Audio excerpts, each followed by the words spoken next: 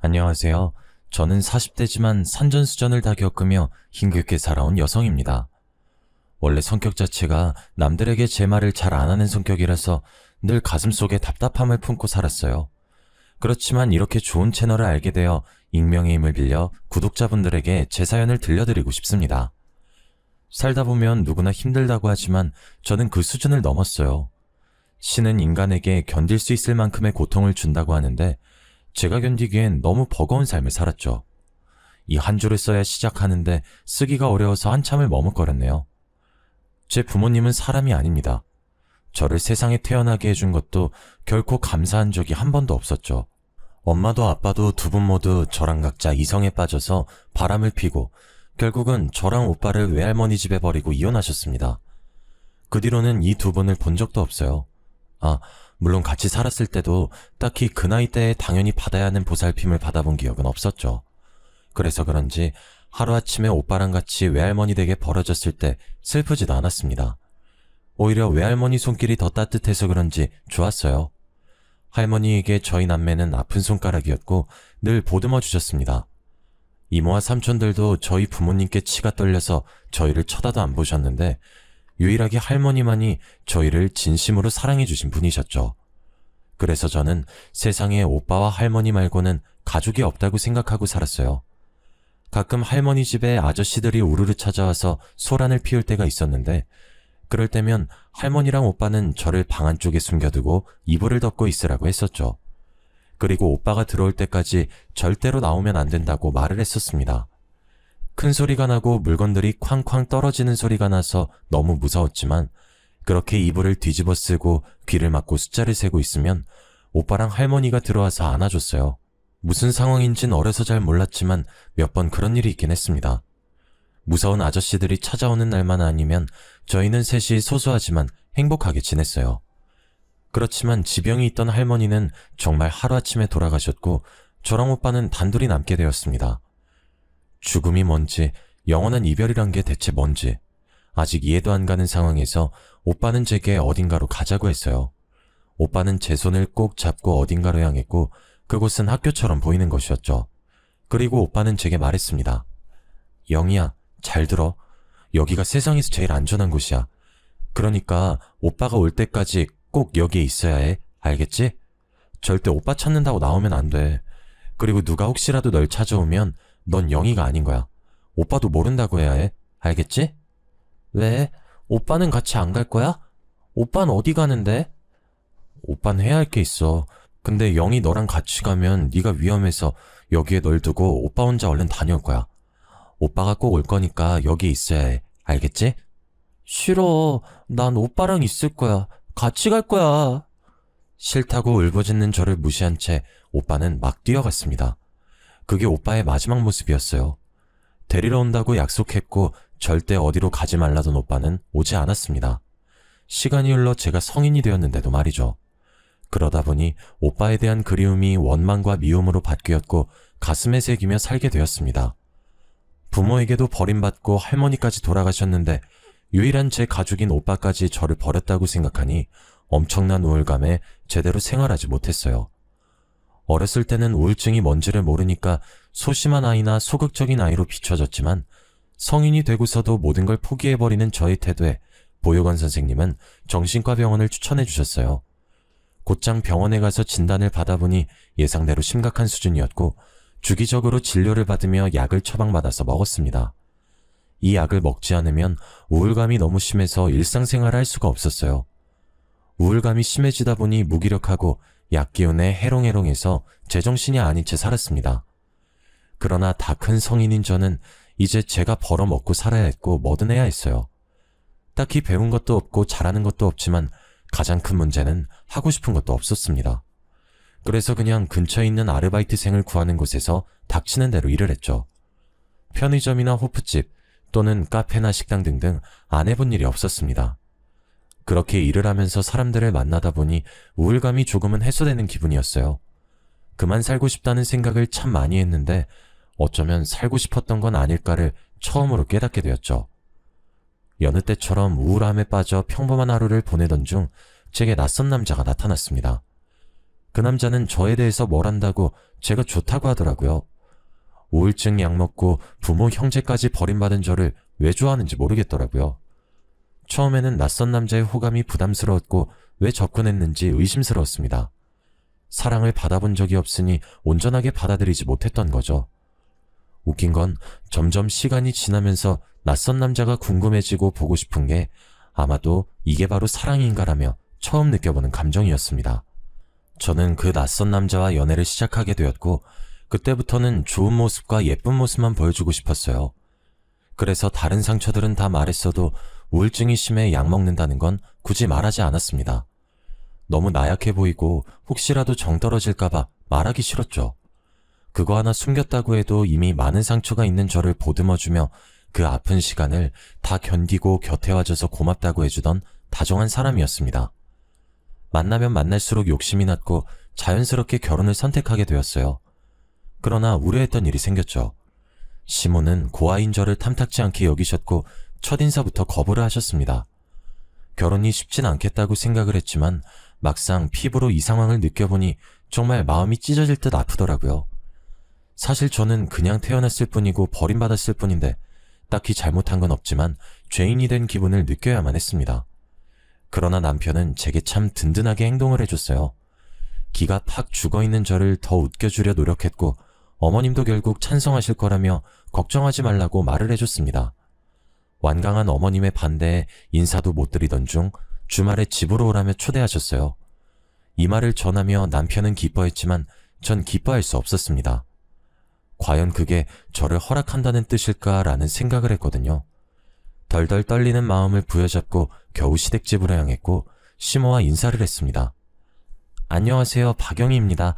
초대해 주셔서 감사해요. 초대? 웃기고 있네. 내가 하도 어이가 없어서 너 부른 거야. 도대체 어떤 뻔뻔한 기집애가 우리 아들 옆에 찰싹 붙어서 안 떨어지고 있나 싶어서 그 낯짝 한번 보려고 부른 건데 초대라고 생각하고 있네? 아, 네. 물론 제가 많이 부족하다는 거 잘 알고 있습니다. 그렇지만 입 다물어. 목소리도 듣기 싫으니까. 사람이 얼마나 뻔뻔하면 감히 고아가 외아들을 탐내지? 막말로 딱 까놓고 말해보자고. 애미애비도 버린 너를 우리가 왜 받아줘야 하는데? 엄마, 말씀이 너무 지나치잖아요. 이럴 거면 이 사람 안 데려왔어요. 너도 정신 차려 이놈아. 집안에 여자 하나 잘못 들이면 집안이 망하는 법이야. 많고 많은 여자 중에 콜라도 어디서 저런 여자를. 어휴, 답답하. 내가 너 그렇게 키웠니? 아들이 이렇게 원하는데 왜 허락을 안 해주시는 거예요? 저희 둘이서 잘 살아보겠다는 거잖아요. 웃기고 있네. 사랑이 밥 먹여주니? 너 잘 생각해. 사랑 그거 한때야. 저 여시 같은 게 너를 어떻게 꼬셨는지 모르겠지만 근본 없는 것을 왜 집안에 들여야 하냐고. 난 절대 반대고 그쪽도 이렇게까지 당했는데 절대 우리 아들 더 만날 생각 아니지? 염치라는 게 있으면 내 아들 옆에서 떨어져. 저는 이날 제대로 말 한마디도 못하고 시모에게 굳은 소리만 듣고 나왔습니다. 어찌나 서럽고 눈물이 나든지 그때의 감정은 영원히 잊을 수 없을 것 같아요. 수치스럽고 분노감에 손발이 덜덜 떨리지만 또 한편으로는 맞는 말이라 할 말이 없기도 했죠. 상황이 이렇다 보니 남편과 헤어지는 걸 생각 안 한 건 아닙니다. 그러나 헤어진다고 생각을 하니까 너무 아프더라고요. 당사자들의 문제도 아닌 시모의 반대 때문에 헤어진다는 사실을 받아들이는 게 쉽지 않았고 무엇보다 이별에 취약했던 저는 이별할 자신이 없었습니다. 결국 남편의 완강한 태도에 시모는 항복을 선언했고 저희는 찜찜함을 남겨둔 채 결혼을 하게 되었어요. 물론 결혼 후 시집살이를 어느 정도 예상하긴 했습니다. 워낙 저를 싫어하셨던 분이니 얼마나 괴롭힐까 싶었거든요. 그러나 시모가 저를 괴롭힐 때마다 남편이 강하게 보호를 해줬습니다. 시모는 살림하는 것 하나부터 제가 밥 먹을 때 하는 행동들까지도 다 지적을 했어요. 그리고 말끝마다 말씀을 하셨죠. 이래서 가정교육을 제대로 받아야 한다고 말하는 거야. 괜히 애미애비 없이 큰 애들은 티가 난다고 하는 게 아니거든. 얘 봐라. 지 엄마한테 보고 자란 게 없으니까 살림을 어떻게 하는지도 모르고. 어휴, 너만 보면 내 속이 터진다 터져. 이래서 어디 나중에 애 낳고 살겠니 너는? 아, 어머님 알려주시겠어요? 그럼 제가 다음에는 깔끔하게 해둘게요. 내가 네 엄마냐? 선생이야? 내가 왜 너를 알려줘야 하는데? 네가 알아서 해. 난 신경 쓰고 싶지 않으니까. 그냥 내 눈에 좀 거슬리지 말라고. 그게 어렵니? 어머님께서 매번 지적하시는데 그게 뭔지를 알아야 제가 고치죠. 말씀을 해주세요. 뭐야, 너 지금 나한테 말 대답했냐? 네가 결혼했다고 이제 뭐 나랑 맘먹는 사이가 된 것 같아? 야, 너 착각하지 마.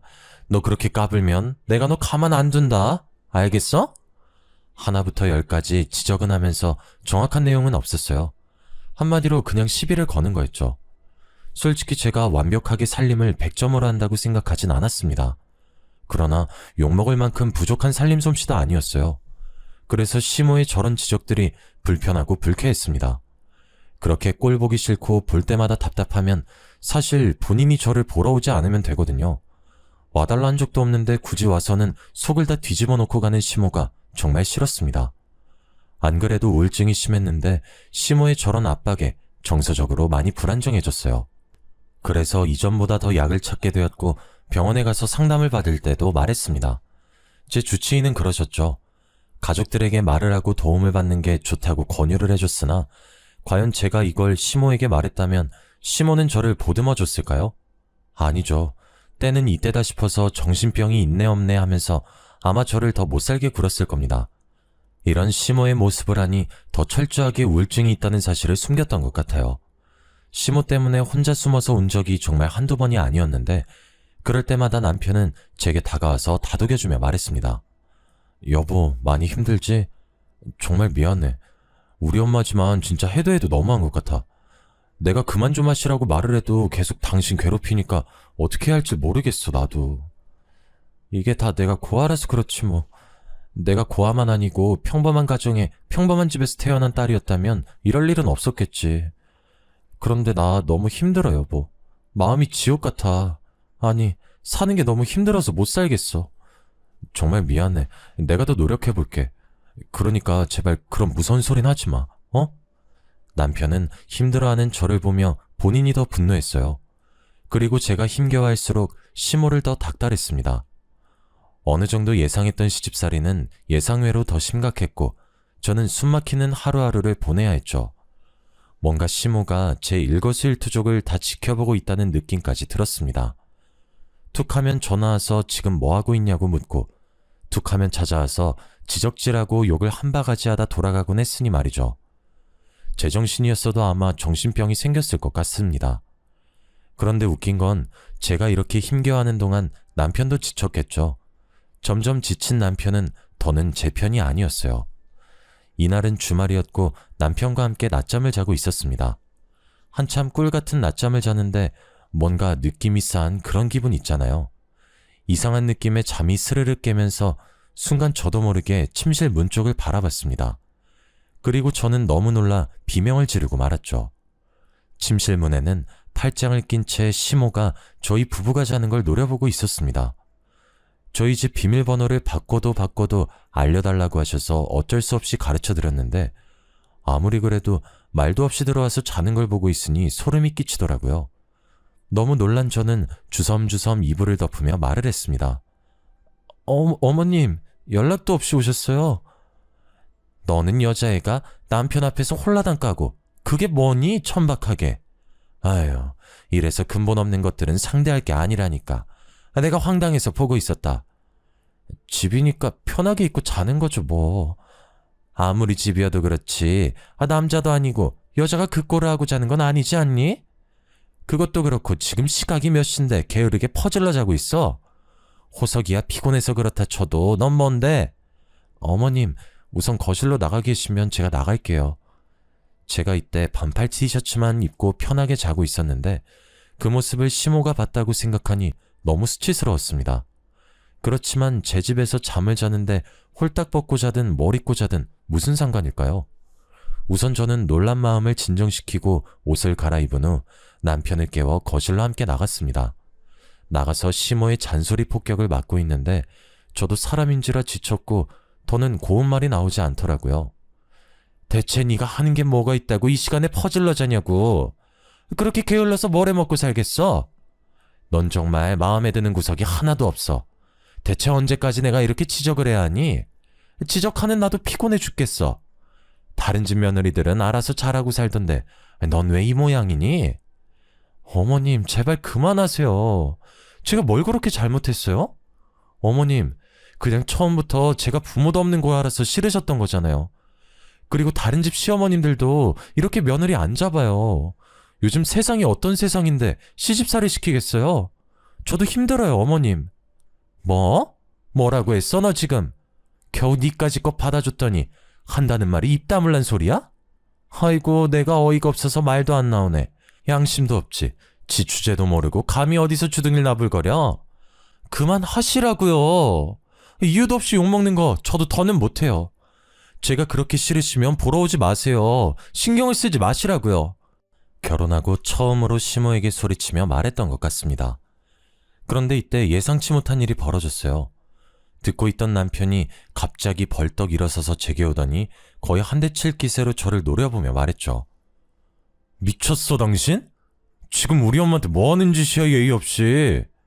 그래, 인정해. 우리 엄마가 당신 힘들게 하는 건 인정하는데 예의는 지켜야지. 이게 뭐 하는 짓이야? 그리고 나도 이제 지겨워. 이 정도까지 노력했는데 엄마 마음 못 얻는 거면 당신한테 문제 있는 거 아니야? 당신 말 다 했어? 지금 그게 나한테 할 소리야? 이유도 없이 구박당하는 내가 뭘 해야지 마음이 풀리시는데 어디 말 좀 해봐. 나도 그 정답 알고 싶으니까. 그만하라고 했다. 엄마, 오늘은 그만 가시는 게 좋겠다. 이 사람 내가 잡을 테니까 마음 풀고 우선 집으로 가 있어. 저녁에 전화할게. 그래, 아들. 아주 혼을 제대로 내줘. 어디서 감히 시애미한테 덤비고 있어. 넌 내가 이 꼴 날 줄 알았어. 우리 아들이 정신 차릴 줄 알았다고. 시모는 그렇게 가셨고 저는 남편과 2차전을 했습니다. 아무리 생각해도 너무 서운하고 억울했어요. 그렇지만 그 황당함에 말도 못하고 있는데 오히려 남편이 제게 화를 냈죠. 한 번만 더 시모에게 싸가지 없이 행동하면 그땐 본인도 안 참겠다면서 제게 으름장을 놓더군요. 이때 깨달았습니다. 사람과 사랑은 변한다는 말이 진실이란 것을 말이죠. 순간 몰려드는 걷잡을 수 없는 과한 감정들에 저는 약을 먹어야 했고 남편이 없는지 살짝 살핀 후 급하게 약을 먹었습니다. 그런데 하필 그 순간을 남편이 목격하고 말았어요. 절대 들키고 싶지 않았던 제 가장 큰 약점을 걸리고 말았죠. 너무 놀라 가만히 서 있는 제게 성큼성큼 다가와 약봉지를 빼앗고는 봉지에 적힌 약들을 하나씩 검색하더라고요. 그리고 무슨 약들인지 다 알아버린 남편은 저를 마치 괴물이라도 보는 듯 쳐다보며 말했습니다. 너 뭐냐? 정신병 있었어? 이걸 숨기고 나랑 결혼한 거야? 너 이거 사기야, 사기. 무슨 생각으로 이런 짓을 했지? 아, 정신병 있어서 잘 모르나? 와, 하다 내가 진짜 겨우 이런 여자랑 결혼했단 내 자신이 싫다. 여보, 그게 숨기려고 그런 건 아니고 내가 어렸을 때부터 상처가 많았잖아. 그걸 견디다 나도 모르게 마음의 병이 생겼더라고. 그렇지만 당신 만나고 많이 좋아져서 이렇게 힘들 때 아니면 약도 안 먹고 있었어. 정말이야. 야, 그 말도 지겨워. 이제 내가 너 상처 줬냐? 어쩌라고 대체. 언제까지 상처 거릴 건데. 그리고 마음의 병이네 뭐네. 난 그딴 거 이해할 마음 없거든? 애초에 이딴 약 먹는 여자인 거 진작에 알았으면 당신이랑 결혼 안 했다고. 남편은 제가 진심으로 말을 했지만 저를 혐오하는 수준이었습니다. 속였다는 것 자체에 화가 난 거라면 그럴 수 있다고 생각을 했지만 남편은 제가 약을 먹는다는 것 자체를 정신병이라며 혐오했죠. 이 부분은 너무 서운하고 실망스러웠습니다. 반대로 수천 번을 생각해봐도 저였다면 이해하는 건 물론이고 좋아질 수 있도록 도와줬을 거예요. 물론 입장 차이가 있으니 남편의 생각이 틀린 건 아니라고 생각합니다. 그렇지만 그 이후 남편 행동은 도가 지나쳤어요. 저랑 살이 닿기라도 하면 불결하다며 더럽다고까지 말을 했고 한 침대를 사용하지도 않고 각방을 쓰게 되었습니다. 밥도 같이 먹지 않더라고요. 제가 밥을 먹는 모습을 보면 구역질이 나온다며 말이죠. 욕보다 더 상처되는 말들을 서슴없이 하는 남편의 폭언을 들으며 저는 하루하루를 버텨야 했고 버거움 속에 살았습니다. 원래 제가 파트타임으로 일을 짧게 했었는데 집에 가는 게 더 고통스럽다 보니 시간을 늘려서 거의 온종일 일만 했어요. 몸은 힘들어도 차라리 밖에 있는 게 마음은 편하다는 걸 느꼈죠. 힘들게 일을 하고 왔지만 저녁을 먹지 못해서 가끔 배가 고플 때가 있었어요. 그럼 가볍게 주전부리라도 하려고 주방에 가곤 했습니다. 이날은 우유에 시리얼이나 말아먹고 자야겠다 싶어서 먹고 있는데 남편이 방에서 나오더라고요. 한 집에 살지만 서로 한마디도 하지 않고 눈도 마주치지 않고 사는 사이가 돼버렸던 저희였지만 제가 먼저 말을 걸었습니다. 당신 계속 이렇게 살 거야? 언제까지 그럴 거야? 저기 있잖아. 난 당신 목소리만 들어도 소름 끼치니까 제발 말 좀 걸지 마. 그리고 이렇게 살지 갈라설지 고민 중이니까 조용히 기다려. 뭐라고? 지금 이혼이라도 하겠다는 거야? 그럼 내가 정신병 있는 너랑 계속 살 거라고 생각했니? 큰 착각하고 계셨네. 내가 미쳤어? 하루빨리 이혼해야 나도 새장가 가지. 안 그래? 정말 해도 해도 너무한 거 아니야? 우울증이 뭐 그렇게 잘못된 거라고 내가 이런 취급까지 받아야 하는데? 우울증은 세상에 뭐 나만 걸렸어? 그렇게 좋다고 결혼하자고 매달릴 땐 언제고 이제 와서 우울증 미약 먹으니 이혼하자고? 내가 그땐 미쳤던 거지. 그리고 말했잖아. 우울증 약이나 먹는 여자인 거 알았으면 나 너랑 결혼 안 했다니까? 대체 누구 인생 망치려고 속인 거야? 너 내가 엄마한테 다 말할 거야. 그럼 너 가만 안 두실 건데 그쯤은 각오한 거지? 그리고 그만 좀 처먹어라. 돼지도 아니고. 야밤에 혼자 시리얼이 목구멍으로 넘어가냐? 겨우 한술 뜨던 숟가락을 던져버렸습니다. 방에 가서 한참을 울고 또 울었지만 이게 제 불행의 끝이 아니었어요. 이혼을 고민한다던 남편은 이혼이 아니라 퇴사를 선택했습니다. 그리고 뻔뻔하게 제게 본인이 돈을 써야 하니 카드를 달라고 했죠. 당신 카드 줘. 앞으로 나 그걸로 생활할 거야. 대체 왜 그래 당신? 이혼하려고 생각해보니까 내가 너무 손해인 것 같더라고. 그래서 나도 네가 번 돈으로 편하게 살기로 생각 바꿨어. 그러니까 앞으로는 그렇게 알고 돈 열심히 벌어라. 남편한테까지 버림받아서 또 혼자 되기 싫으면. 남편은 가장 아픈 제 약점들을 딱 건드렸고 그걸 이용했습니다. 백수 생활을 하던 남편과 허덕이며 미친 듯이 일을 하는 저는 더 이상 함께 사는 의미가 없었죠. 전 이때 이혼을 생각하지 못했던 이유가 있었어요. 심적으로 너무 고통스러워서 아무 생각을 못했습니다. 뭔가가 제 시야를 딱 가리고 아무것도 보지 못하게 하는 기분이었거든요.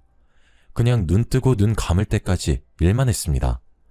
여기에 약 먹는 걸 알게 된 시몬은 이전보다 더 심각하게 저를 비난했고 이들의 쏟아지는 비난에 저는 버틸 수가 없었습니다. 시몬은 제게 그럴 줄 알았다면서 처음 볼 때부터 뭔가 찜찜했다고 했어요. 제가 정상이 아니라는 걸 느꼈다며 말을 하는데 안 그래도 약한 마음이 더 무너져 내렸습니다. 매일같이 일하고 남편과 시모에게 욕먹고 그런 생활을 하다 보니 스트레스가 과했나 봐요. 어느 날 갑자기 기억도 없이 쓰러져 버렸습니다. 눈을 떠보니 병원이었고 의사가 다가와서 제게 그러는 거예요. 이 지경이 되도록 어떻게 병원 한 번을 안 왔냐고 말이죠. 어리둥절한 상태로 들어보니 신부전증 사기라고 합니다. 초기 증상이 아예 없었기 때문에 정말 몰랐는데 이미 심각한 상황이었고 이식을 받는 거 말고는 답이 없는 상황이었어요. 정말 막막했고 제 인생은 대체 왜 이런 걸까 싶었습니다. 의사는 서둘러야 한다며 재촉했고 저는 집으로 돌아가 남편이 쓰는 방문을 열고 말했어요.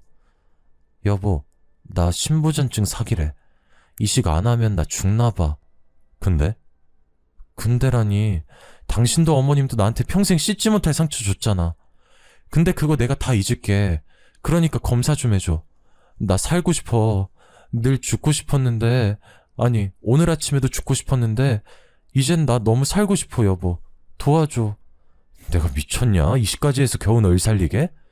진짜 불결하다 못해 마음에 드는 구석이 하나도 없네. 야, 이 정도면 그냥 하늘에서 너 이 세상에 필요 없으니까 올라오라는 거 아니겠냐? 그냥 가 추태부리지 말고. 살고 싶다고. 나 살고 싶다고. 제발 도와달라고 한 번만. 이게 미쳤나? 어디서 소리를 지르고 있어? 너 돌았냐? 생각을 해봐. 불결한 고아 인생이 다 그런 거 아니겠니? 그럼 뭐 드라마처럼 해피엔딩일 거라고 생각했어? 그냥 조용히 그렇게 가. 아무것도 하지 말고 하늘로 가서 나한테 보험금으로 갚아라. 그럼 내가 너 용서해줄게. 나쁜 놈.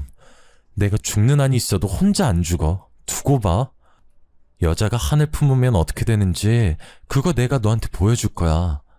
어이구 무서워라. 문이나 닫고 나가라.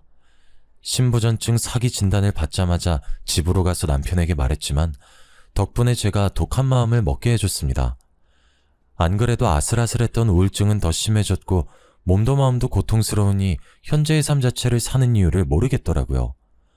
하루에도 수천 번을 죽고 싶다, 아니 사실은 살고 싶어를 반복하며 눈물을 쏟아냈죠. 그리고 한편으로는 그냥 이렇게 떠나가는 것도 나쁘지 않겠다고 생각을 했어요. 통증도 너무 심했고 병원에 입원해 있는데 심호뿐 아니라 남편은 오지도 않고 연락도 없었습니다. 정말 딱 죽지 못해 살아간다는 말이 이런 거구나를 실감하며 병원에서 하루하루를 버티고 있었어요. 그때 한 남자가 제 앞에 나타났습니다. 저를 찾아올 사람이 없어서 당황스러웠는데 보자마자 주저앉아서 오열을 하길래 더 놀랐죠. 순간 직감적으로 설마 친오빠인가 라고 생각을 했어요. 그리고 그 남자는 제게 말했죠. 영희야, 오빠가 너무 늦었지. 정말 미안해. 오빠가 너무 늦어서 진짜 미안해. 잘 지냈어? 글쎄, 난 모르겠는데 그쪽이 내 오빠라는 거 증거 있어요? 너 오빠 딱 보면 모르냐 임마? 그래, 그럴 수 있지. 너 등에 큰 상처 있잖아. 할머니 집에 살 때 오빠랑 놀다 다쳐서 그거 아직도 남아있어? 흉터 치료했어? 딱 보고 친오빠라는 걸 느꼈지만 그냥 괜히 심술이 나서 오빠라는 증거가 있냐며 퉁명스럽게 말을 했는데 오빠랑 저 그리고 할머니만 아는 제 등에 있는 큰 상처를 말하더라고요. 그 순간 눈물이 쏟아졌습니다. 왜 이제 왔어? 금방 온다고 했잖아. 나한테 뭐하러 이제 왔어? 그냥 죽을 때까지 오지 말지. 왜? 얼마나 처참하게 사는지 보러 왔어? 그때 나 왜 버렸어? 차라리 버릴 거면 버린다고 말이라도 해주지. 왜 기다리게 했어? 영희야, 오해야. 오빠는 너 버린 적 단 한 번도 없어. 그때 부모님께서 진 거액의 빚이 있었어. 할머니네 있을 때도 막 누가 찾아오면 너 이불 속에 숨어 있으라고 했었는데 기억나? 그게 다 사채업자들이었거든. 근데 할머니 돌아가시고 나니까 그놈들이 우리 목숨까지 위협하려고 하길래 어쩔 수 없이 거기에 숨겨둔 거야. 나는 너라도 지키기 위해 돈 벌려고 혼자 떠났어. 미안해. 그게 무슨 소리야? 그 빚 갚느라 진짜 죽는 줄 알았다. 내가 그걸 갚아야 널 만날 수 있어서 죽기 살기로 갚았거든? 지금은 그거 다 갚고 오빠 돈도 많이 벌고 있어. 그러니까 이제 오빠만 믿고 살아, 영희야. 오빠와 한참 얘기를 나눠보니 제가 큰 오해를 하고 있었다는 걸 깨닫게 되었습니다. 그리고 그간 오빠에 대한 원망이 눈 녹듯 사라졌고 정말 많이 울었어요. 오빠는 저와는 다르게 정말 독하게 산 결과로 한국에서 사업을 한 게 너무 잘 돼서 미국까지 손을 뻗었다고 합니다. 제가 상상하는 이상으로 성공했었고 오빠는 제게 지긋지긋한 한국을 떠나 미국으로 함께 가자고 했죠. 저는 오빠에게 현재 제 상황에 대해 모두 말해줬어요. 거의 몇 시간을 울고 웃으면서 말이죠. 제 말을 들은 오빠는 딱 하나를 물어봤습니다. 그것들 가만 안 둘 건데 그래도 괜찮지? 그냥 처참하게 아작을 내버릴 건데 괜찮은 거지 너? 오빠 숨통 조일 정도로 아작 내줘. 내가 겪은 고통보다 더 큰 고통을 겪었으면 좋겠어. 그리고 오빠랑 미국 갈 거지? 더 이상 한국에 미련 없어. 오빠랑 미국 가서 살래. 딱 이렇게 물어본 오빠는 바로 제 수술을 위해 신장 이식을 도와줬습니다. 오빠가 아니었다면 아마 전 지금 이렇게 사연을 적고 있지도 못할 거예요. 덕분에 무사히 수술을 했고 건강을 회복하게 되었죠. 이 몇 개월이란 긴 시간 동안 단 한 번도 저를 찾지도 않던 시모와 남편에 대한 분노는 점점 이를 갈게 만들었습니다. 몇 차례 외래 진료만 남기고 있을 때 복수를 위해 오빠가 한국에 지내는 숙소로 들어가 지냈어요. 거기서 지내면서 미국 갈 준비와 이혼 준비들을 했고 시모와 남편이 제게 폭언하며 폭행했던 것들을 고소하기 위해 진단서들도 다 준비해서 제출했습니다. 오빠가 워낙 성공했던지라 저를 도와주시는 변호사분들이 보통이 아니셨어요. 제게 무려 3분이 붙으셨고 누가 와도 무조건 이기겠다 싶었습니다. 저는 오빠와 함께 머리부터 발끝까지 명품으로 도배하고 값비싼 외제차를 타고 시댁에 찾아갔습니다. 그런 저와 오빠를 본 시모와 남편은 어이없다는 듯 비웃었고 오빠는 말할 틈을 주지도 않고 신발도 벗지 않은 채 시댁집에 들어가서 바로 남편 뺨을 때렸습니다. 너랑 네 애미가 내 동생 구하라고 불결하다고 그렇게 구박했다며? 난 얼마나 대단한 놈인가 하고 기대하고 왔는데 고작 니까짓 게 내 동생을 천대하며 산 거니? 복에 겨운 줄도 모르고 감히? 네? 누구세요? 내 동생이라고 말하는 거면 누구겠어. 내가 영희 친오빠야. 너는 내 동생이 당한 시간 이상으로 서서히 피말라 죽게 만들 거야. 기대해. 적어도 사람이 다 죽어가면 걱정하는 신용이라도 해야지. 보험금이나 남기고 죽으라는 말을 하니? 오빠는 남편의 뺨은 물론이고 멱살까지 잡고 쥐고 흔들며 말했습니다. 더 웃긴 건 제게는 한없이 폭력도 폭언도 서슴없이 하던 남편은 완전 쫄아서 아무것도 못했어요. 그 모습을 보는데 웃음밖에 나오지 않았죠. 본인 아들이 맞는 걸 본 시모는 갑자기 저희 오빠를 밀치려고 했고 그런 시모를 한 손으로 가볍게 밀어버렸습니다. 저기요 아줌마, 이게 얼마짜리 옷인 줄 알고 감히 그 더러운 손으로 만져. 이 옷에 만약 조금이라도 스크래치 나면 아줌마 대출 받아도 못 물어내, 알아? 와, 나는 지금 너무 열받네. 겨우 이딴 것들이 그랬다는 게 너무 화가 나네. 저기 이봐요.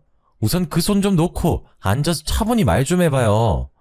갑자기 쳐들어와서 친오빠네 뭐네 하면서 이러는 건 무례하지. 무례하다의 뜻은 알고 하는 말이에요. 본인이 당하면 무례한 거고 남한테 하면 무례한 게 아니고, 그쪽은 신혼부부 집에 비밀번호도 막 누르고 들어가서 자는 내 동생도 훔쳐보고 욕하고 그랬잖아. 그게 무례한 거 아닌가? 내가 당신네한테 설명해줄 건 없고 딱 하나 말해줄 건 있어. 아까도 말했듯 앞으로의 삶은 죽고 싶을 정도로 지옥일 테니 기대해.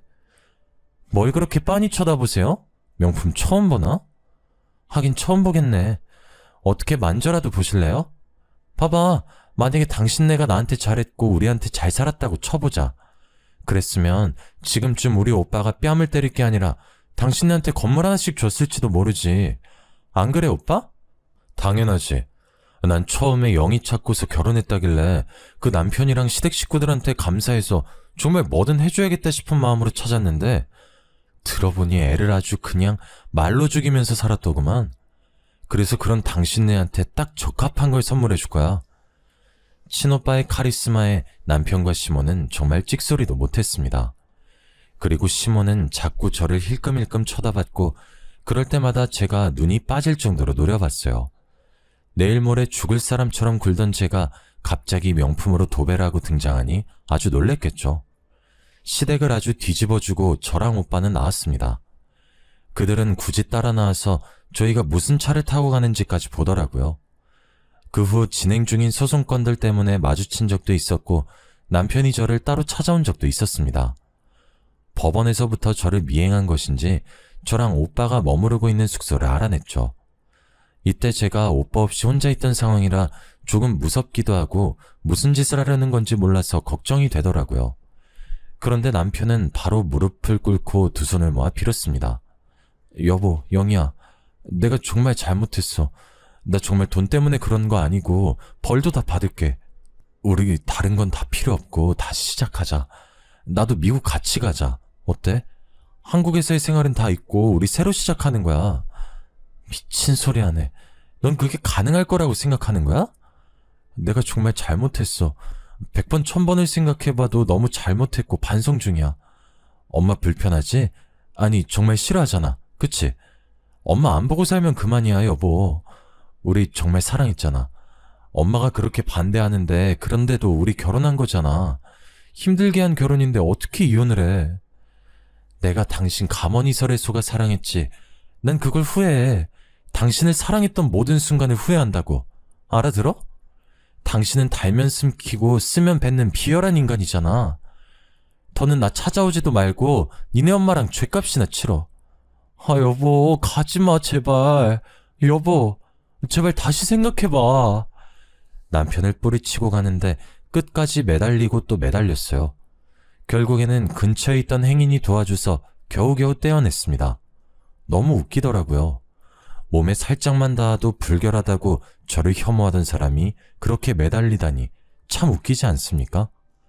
오빠 덕분에 모든 소송은 일사천리로 진행되었고 모든 소송은 절대 선처 없고 합의이사 없음을 밝히며 강력한 처벌을 원한다는 입장을 내세웠습니다. 모든 게 끝이 나고 미국으로 가기 며칠 전 약간의 아쉬움이 남아서 저는 시댁 친인척들과 남편의 지인들에게도 모든 상황을 낱낱이 설명해 줬습니다. 소문은 꼬리를 물고 물었고 결국 시모와 남편은 가장 가까운 사람들에게까지 손가락질을 받으며 사람 취급을 못 받게 되었죠. 밖에서는 제게 잘하는 척 쇼를 했던 사람들이라 지인들과 가족들의 충격이 컸습니다. 다들 제게 오히려 미국 가서 잘 살길 바란다며 좋은 말들을 해줬고, 저는 오빠와 미국에서 새로운 삶을 살고 있습니다. 하고 싶던 공부가 생겨서 오빠의 응원에 힘입어 시작했고, 정말 제 가족과 있어서 그런지 심적으로 안정이 되었고, 이제 우울증 약도 끊고 더 이상 병원도 가지 않았습니다. 죽음의 문턱까지 갔다 온 저로서 이 말을 끝으로 마무리해볼까 해요. 죽으라는 법은 없다 라는 말 다들 아시죠? 제가 이 말을 가장 싫어했는데 막상 큰 힘들을 다 겪고 나니까 정말 죽으라는 법은 없더라고요. 다들 최악의 순간이 닥치셔도 해결 방안은 꼭 찾아오기 마련이니 부정적인 생각만은 하지 마세요. 긴 제 사연을 읽어주셔서 감사합니다.